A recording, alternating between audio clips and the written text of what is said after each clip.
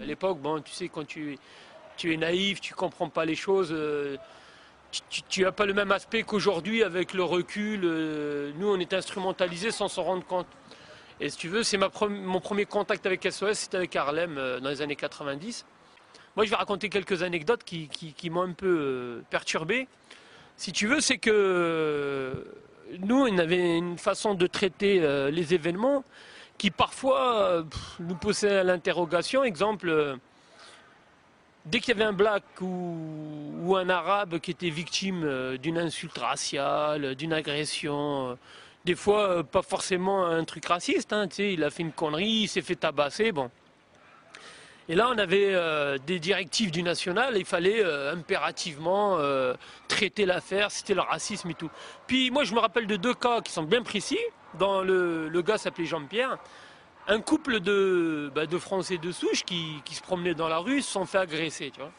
Il y avait une bande de racailles de quartier et ils se sont adressés à nous. Donc moi j'étais dans l'association, ils se sont adressés à nous et à un moment donné ils ont fait part de ce qu'ils avaient subi. Alors sale français, sale guerre, on va vous défoncer. Pendant que le mari se faisait tabasser, la femme elle se faisait insulter. Sale blanche, va faire ça ta race, tu vois.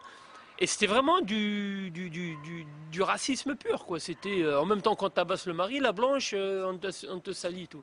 Donc ils se sont adressés avec nous. Et lorsque le national a été informé, ils ont fait une directive. Ils nous ont dit, les gars, ça c'est de l'ordre du droit commun. C'est de la délinquance sur la voie publique, ils se sont fait agresser, laissez tomber cette affaire. Nous, ça nous a choqués parce que, si tu veux, pour nous, on n'a pas hiérarchisé le racisme, quoi. Dès lors que tu es victime d'une intolérance, tu rentres dans le cadre d'SOS. Et puis une deuxième affaire, c'était là, pareil, un homme donc, qui sortait de boîte et qui a eu, pareil, lui par contre, ils lui ont mis un coup de balafre, ils l'ont insulté de tous les noms, donc il avait été blessé au visage et il s'adressait à SOS Racisme à l'époque. Et pareil, dès qu'on est monté au créneau, on nous a dit s'il vous plaît, parlez pas de cette affaire. Bon. Alors là, on s'est posé quand même beaucoup de questions. On s'est dit, attends, il y a un système racial, il y a des races qui sont reconnues. D'ailleurs, la Constitution, comme le droit international, dit incitation à la haine raciale. Donc on sait qu'il y a des races. Mais apparemment, pour SOS Racisme, il y a les races asiatiques, africaines, eurasiennes, mais il n'y a pas la race blanche, quoi. Et un autre fait qui nous a... Alors là, c'est un peu mon parcours. C'est que c'était une plateforme de recrutement. Parce que c'est de là qu'on allait à l'UNFID, ou bien on allait au MJS, donc au Mouvement des Jeunes Socialistes. Et tous les cadres, tous les responsables, c'était des mecs du PS. Et forcément, quand tu évolues à SOS, tu finis par évoluer au MJS, ce qui a été mon cas pendant 3 ans. Et je suis resté 10 ans à la fédération du Parti Socialiste en Gironde. Oui, à Gironde. Et ce qui est rigolo, c'est que de l'extérieur, tu penses que c'est une association tu vois, qui voue ses actions, ses engagements, la lutte contre le racisme, et puis tu te rends compte que c'est du pipeau.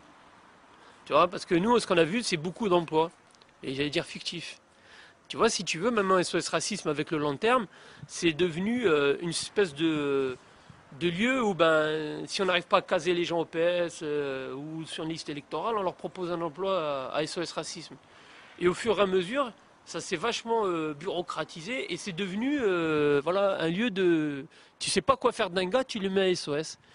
Et ça, c'est un peu compliqué à gérer parce que à un moment donné, les gens qui viennent, ils viennent pour le taf, donc ils viennent plus pour la cause. Donc c'est plus idéologique. À SOS, tu as deux racismes qu'on ne peut pas condamner. Qu'un juif, il insulte une autre race, tu ne trouveras jamais un procès. Donc il y a un racisme que tu n'as pas le droit de condamner. Et puis il y a le deuxième, c'est celui du racisme anti-blanc. Alors lui aussi, voilà, aujourd'hui à SOS Racisme, tu es noir, tu es asiatique, tu es arabe, tu es une femme maghrébine hein, si ou black, tu es victime de discrimination, viens. Voilà, nous tu nous intéresses. Maintenant tu es victime d'un patron juif ou d'une bande de racailles qui te dit, parce que moi je l'ai entendu, hein, j'étais même témoin de scène, j'ai vu des gens dire à des Français de souche, leur dire mais casse-toi, nous pendant 130 ans vous nous avez colonisés, maintenant on est là pour vous emmerder et tout. Et ça se lâche, ouais, espèce de sale blanc, ouais. Tu vois, et ces gens ils sont venus, moi je pense surtout à ce mec là, Jean-Pierre. Le mec, il a pris une balafre. Il a pris un coup de couteau. Et les mecs, ils se sont acharnés sur lui, l'ont tabassé. Et lui, il est venu pensant naïvement qu'à SOS Racisme, eh ben, on allait prendre en compte ses souffrances, ses douleurs. Bah, nous, on a reçu une directive de Paris, on a dit non, laissez tomber.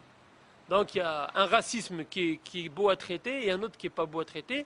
Il y a un racisme médiatique qu'il faut mettre en avant et un autre qu'il ne faut pas mettre en avant. Et maintenant, SOS Racisme, moi, j'espère, d'ailleurs, ils ont été épinglés par la Cour des comptes plusieurs fois. Et j'espère franchement qu'un jour, il y aura un audit sur cette association. Ah, c'est une caisse de résonance du Parti Socialiste, tout le monde le sait. C'est Mitterrand en 84 qui a créé SOS. Je crois que des associations comme le CRIF, le CFCM, le Conseil français du culte musulman, le CRAN, des associations noires, tout ça, ça a été mis en place uniquement avec un seul objectif. À diviser la communauté nationale. SOS Racisme, c'est un des bras armés de ce travail. Voilà, c'est un objectif qui est mis en place. Et à SOS aujourd'hui, ben, on a quoi? On n'a que des charlatans comme Malek Bouti, qui il fait une tribune dans Le Monde Libération. Il dit j'ai jamais vu autant de racisme au Parti Socialiste, un parti où il y a beaucoup de racistes. Et puis pour calmer le jeu, on offre un poste à sa femme dans un conseil général. Voilà, voilà, ces pratiques-là, elles ont tué la France. Voilà. Et aujourd'hui, l'antiracisme, il crée le plus grand racisme en France. Voilà.